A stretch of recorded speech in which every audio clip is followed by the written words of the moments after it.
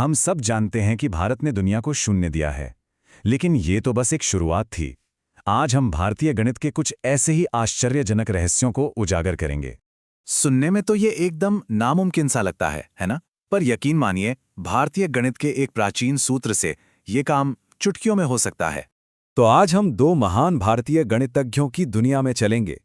एक थे श्रीनिवास रामानुजन और दूसरे स्वामी भारती कृष्ण तीर्थ जी।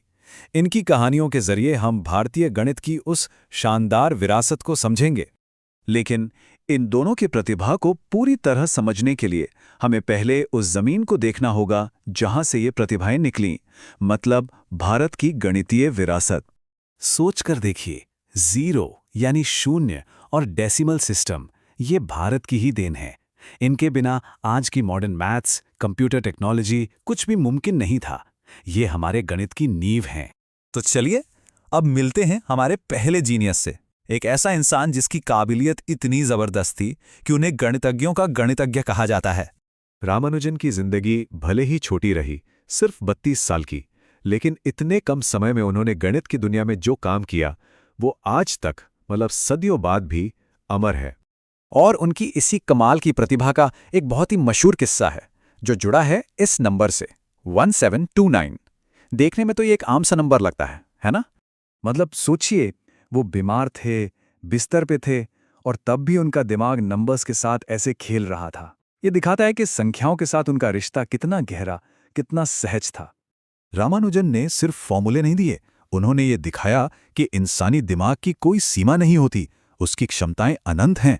उनकी लिखी 3 नोटबुक्स में आज भी 4000 से ज्यादा ऐसे थ्योरम्स हैं जिन पर रिसर्च चल रही है। अब देखिए, रामानुजन की प्रतिभा तो एकदम नैसर्गिक थी, इंट्यूटिव। इसके ठीक उलट हमारे दूसरे जीनियस ने क्या किया? उन्होंने भारत के प्राचीन गणितीय ज्ञान को एक सिस्टम में ढाला। एक ऐसा सिस्टम जिसे हर कोई आसानी से समझ सके और इस्तेमाल कर सके। और ये थे स्वामी भारती कृष्ण तीर्थ जी। इन्होंने ही वैदिक गणित को, जिसे लोग भूल चुके थे, फिर से जिंदा किया।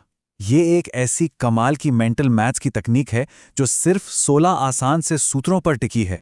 स्वामी जी ये मानते थे कि गणित कोई डरावनी या मुश्किल चीज नहीं होनी चाहिए, बल्कि ये मजेदार और आसान हो सकती है, और वैदिक गणित के जरिए उन्होंने ये बात साबित भी कर दिखाई। तो वैदिक गणित सिर्फ तेजी से कैलकुलेशन करने का तरीका नहीं है, नहीं, ये तो मैथ्स को देखने का, उसे समझने का पूरा नजरिया ही बदल देता है। तो चलिए अब बातें बहुत हुई, वैदिक गणित का जादू असल में देखते हैं। याद है वो शुरू वाला सवाल, 97 को 93 से गुणा करना? आइए अब उसे हल करते हैं। इसके लिए हम निखिलम सूत्र का इस्तेमाल करेंगे। ये सूत्र तब बहुत काम आता है जब हमें उन नंबर्स को गुणा करना हो जो 10, 100 या 1000 जैसे किसी बेस के करीब हों। यहां हमारा बेस है 100। देखा, ये प्रोसेस कितना ज्यादा आसान है। बस 2 सिंपल से स्टेप्स और जवाब हमारे सामने होता है। और ये रहा जवाब, 9021, बिना किसी कैलकुलेटर के, बस कुछ ही सेकंड्स में। है ना कमाल का जादू?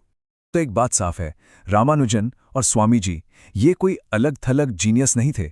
ये तो भारत की गणित की एक बहुत लंबी और शानदार परंपरा की 2 चमकती हुई कड़ियां हैं। ये उस विरासत का हिस्सा हैं जिसे सदियों से महान भारतीय गणितज्ञों ने बनाया और आगे बढ़ाया है। जैसे कि आर्यभट्ट, जिन्होंने पाई की बिल्कुल सटीक वैल्यू दी और धरती की परिधि, मतलब सर्कमफेरेंस की भी लगभग सही गणना की थी, वो भी आज से सदियों पहले। या फिर ब्रह्मगुप्त, जिन्होंने सिर्फ जीरो के साथ काम करने के नियम ही नहीं बनाए, बल्कि क्वाड्रेटिक इक्वेशंस को हल करने के फॉर्मूले भी दिए। और भास्कराचार्य द्वितीय को कैसे भूल सकते हैं? उन्होंने तो न्यूटन और लाइबनिज से सदियों पहले ही कैलकुलस के बेसिक सिद्धांत खोज लिए थे। तो ये सब क्यों जरूरी है? क्योंकि ये हमें मैथ्स को देखने का एक बिल्कुल अलग नजरिया देता है। एक ऐसा तरीका जो ज्यादा सहज है, ज्यादा पैटर्न पर आधारित है। ये हमें याद दिलाता है कि ज्ञान की कोई एक दिशा नहीं होती और हमें हमेशा नए तरीकों के लिए तैयार रहना चाहिए। तो ये था भारतीय गणित के जादू पर हमारा आज का विश्लेषण। और अंत में बस एक सवाल बचता है सोचने के लिए कि अगर ये पुराने तरीके इतने असरदार हैं, इतने पावरफुल हैं, तो फिर ये हमारे स्कूलों की हर क्लास में क्यों नहीं सिखाए जाते?